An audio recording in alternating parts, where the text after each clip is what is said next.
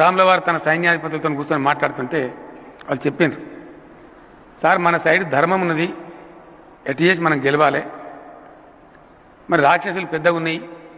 మన సైన్యం ఏమో కోతలైపోయినాయి, ఎట్లనే చేసి గెలవాలి సార్ నువ్వు ఆలోచించాలంటే, నా దగ్గర రామబాణం ఉందా, రామబాణం వేస్తే అందరు చచ్చిపోతారు, కానీ అందరు చచ్చిపోవడం కరెక్ట్ కాదు, అది సృష్టి నియమానికి విరుద్ధం, ఏం చేయాలంటే నువ్వే దేవుని నువ్వు ఎట్లన్నా సంభాలించుకో, మొత్తం మీద మనం గెలిచినట్టు చేయమని చెప్తే శ్రీరాముల వారు ఆ బాణం తీసి రామబాణం వేసి